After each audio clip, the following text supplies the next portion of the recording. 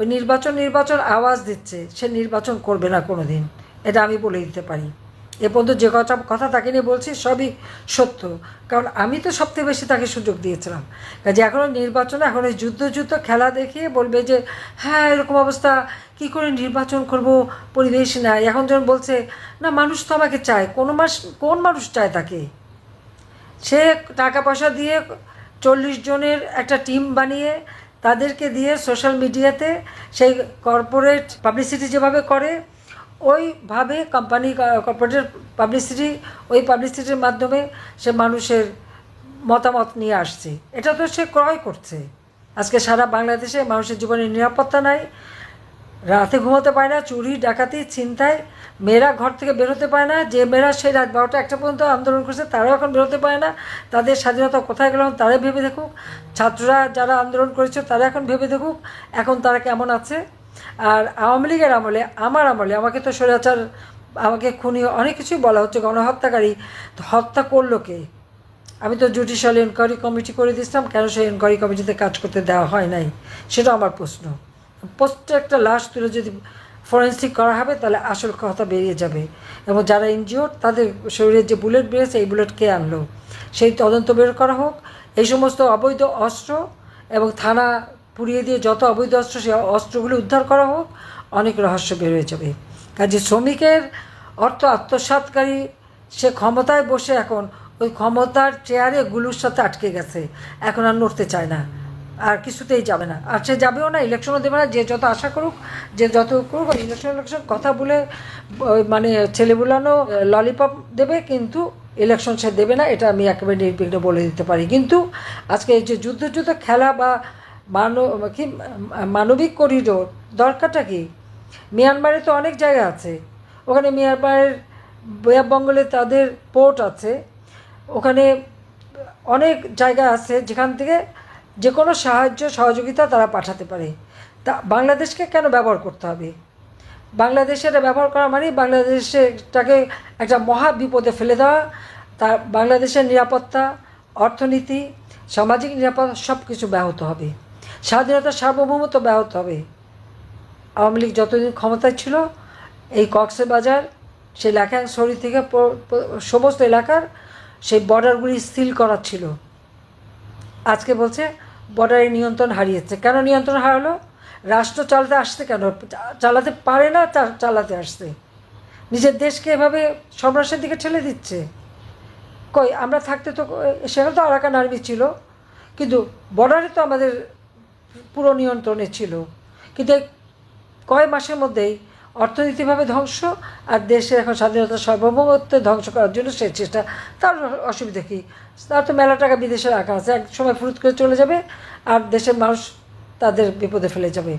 কাজেই শ্রমিকের অর্থ আত্মসাৎকারী, শ্রমিক আদালতে সাজাপ্রাপ্ত ইউনূসের, তার আর রাষ্ট্র পরিচালনা করার কোনো অধিকার নেই। সে অবৈধভাবে ক্ষমতা দখল করেছে, অসাংবিধানিকভাবে দখল করেছে।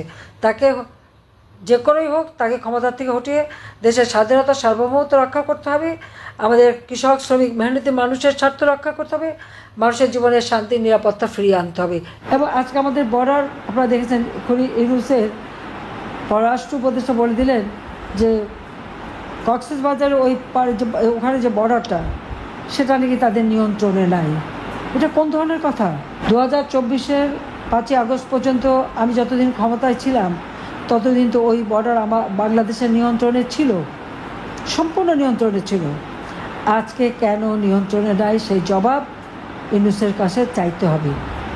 আজকে সে যে পদক্ষেপ নিচ্ছে, যা করছে ওখানে, তার ফলে কী হবে? ঘোষণা দিয়েছে কোথায় ভারত আর পাকিস্তানের গোলমাল, কাশ্মীরে একটা জঙ্গি কাজ হলো, তার প্রতিবাদ না করে সেটা নিয়ে নানা ধরনের কথা বলা। এ তো আপনারা দেখেন বাংলাদেশের উপরে কিন্তু এই সন্ত্রাস এবং জঙ্গিবাদের একটা দুর্নাম চলে আসে। তারা বাংলাদেশটাকে একটা জঙ্গির দেশ হিসেবে কিন্তু এই ইউনূস গংরা তৈরি করেছে।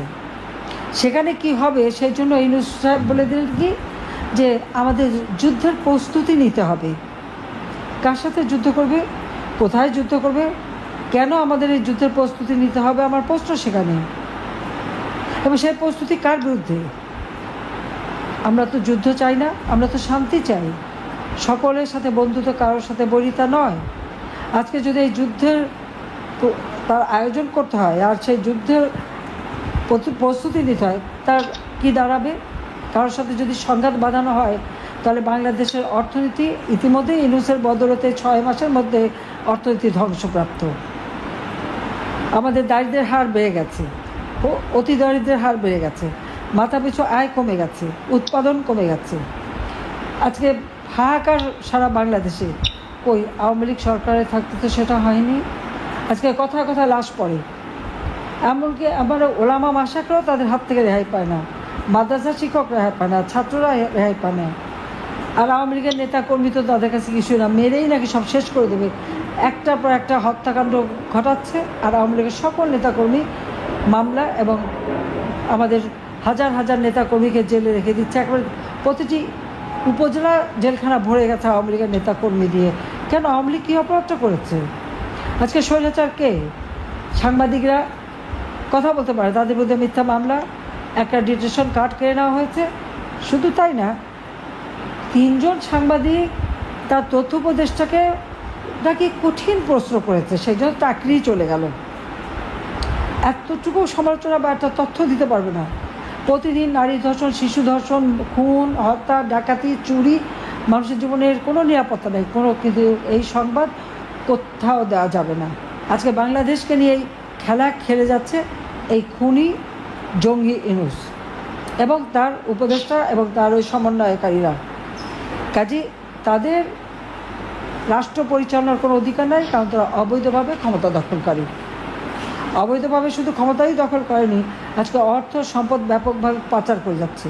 আর ইউনূস তো ক্ষমতা আসার সাথে সাথে আগে ব্যবসাগুলি হাতিয়ে নিল, ম্যান পাওয়ারের ব্যবসা, তারপর যে ডিজিটাল ওয়ালেট মানে বিকাশ, নগদের মতো টাকা সাপ্লাইয়ের ব্যবসা, ইউনিভার্সিটি করবে, আরও হাসপাতাল কী কী করবে বলে সমানে তার এই অপকর্ম। এবং ট্যাক্স সমানে ট্যাক্স ফাঁকি দিচ্ছে। আর ট্যাক্স ফাঁকি করলে আজকে কী হচ্ছে?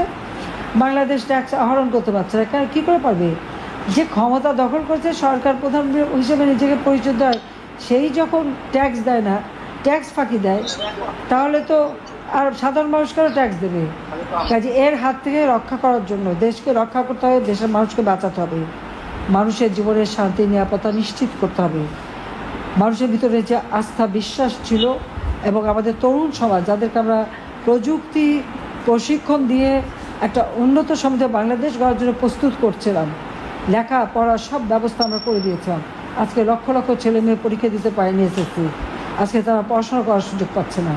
কাজে এই অবস্থা থেকে বাংলাদেশের মানুষকে বাঁচানোর জন্য যেখানে যে যেভাবে আছে, কোনো নির্দেশ লাগবে। আজকের এই কথাই আমার নির্দেশ, যে যার যেখানে যেভাবে পারবে এই সরকারের পতনের জন্য এবং এই সরকারকে হটিয়ে বাংলাদেশের মানুষের জীবনের শান্তি নিরাপত্তা ফিরিয়ে আনার জন্য সকলকে কাজ করতে হবে। কারণ এদেরকে ছাড় দেওয়া যাবে না। আজকে আমার আওয়ামী লীগের নেতা কর্মীদের গায়ে যারা হাত দিয়েছে তাদের ছাড় দেওয়া যাবে না। ছেলেকে পাবে না, মাকে মারবে, হত্যা করবে, বাবাকে লাঞ্ছিত করবে, ভাইকে করবে, ঘর পুড়িয়ে দেবে, লুটপাট করবে। এই লুটপাট করে কারা কোথাও কোন সম্পদ নিয়েছে সব খুঁজে বের করতে হবে। এই জন্য প্রত্যেকটা এলাকায় যারা সংযুক্ত আছে আমি তাদেরকে বলবো, এবং আপনারা সবাইকে আমার এই বার্তাটা পৌঁছাবেন, কোন কোন এলাকায় কারা কারা আমাদের আওয়ামী লীগের নেতাকর্মী বা আমাদের মুক্তিযোদ্ধাদের সম্পদ ধ্বংস করেছে, আগুন দিয়েছে, লুট করেছে, কোন কোন প্রতিষ্ঠান ধ্বংস করেছে, সমস্ত কিছু ডকুমেন্ট তৈরি করেন এবং আন্তর্জাতিকভাবে এটা প্রচার করতে হবে এবং সাধারণ মানুষের কাছে এই কথাটা পৌঁছাতে হবে। আমরা খালি মানে গ্রুপ করে কথা বললে হবে না, মানুষের কাছে কথাগুলি পৌঁছাতে হবে যে কীভাবে এই খুনি এবং জঙ্গি ইউনূস ক্ষমতা দখল করার পর এদেশের মানুষের উপর অত্যাচার নির্যাতন চালিয়ে যাচ্ছে, সম্পদ লুটপাট করে যাচ্ছে, বিদেশে টাকা পাচার করছে। আজকে তার সমন্বয়করা তো রাতারাতি আঙুল ফুলে কলা গাছ, উপদেষ্টারাও প্রচুর পয়সা বাড়াচ্ছে। কাজে জনগণের সম্পদ কেড়ে নিয়ে তাদের নিজের ফুলে ফেঁপে উঠেছে। মাত্র 8 মাসের মধ্যেই তারা যা বানিয়েছে, আমাদের মধ্যে দুনিয়ার দুর্নীতির মামলা দেয়, কিন্তু তাদের দুর্নীতিটা কি চোখে পড়ে না? মানুষের চোখে পড়ে। সেই জন্য আমি বলবো যে সবাইকে এক হয়ে কাজ করতে হবে এবং আপনারা যখন বসবেন কার এলাকায় কী কী ক্ষতি হয়েছে সেই কথাগুলি আলোচনা করতে হবে, সে আলোচনা করে সেগুলি রেকর্ড করে সেটাই প্রচার করতে হবে। কাজে এটি আমার নির্দেশ যে এখন আর সময় নাই, আমাদের দেশের স্বাধীনতা সার্বভৌমত্ব রক্ষা করতে হবে, দেশের মানুষের শান্তি নিরাপত্তা নিশ্চিত করতে হবে, দেশের অর্থনৈতিক উন্নতি সমৃদ্ধির পথে বাংলাদেশকে এগিয়ে নিয়ে যেতে হবে। তার জন্য এই জঙ্গি ইউনূসকে হটিয়ে আমাদের গণতান্ত্রিক ধারা অব্যাহত রেখে বাংলাদেশকে এগিয়ে নিয়ে যেতে হবে। সবাইকে ধন্যবাদ। জয় বাংলা, জয় বঙ্গবন্ধু, বাংলাদেশ চিরজীবন। খোদা হাফেজ।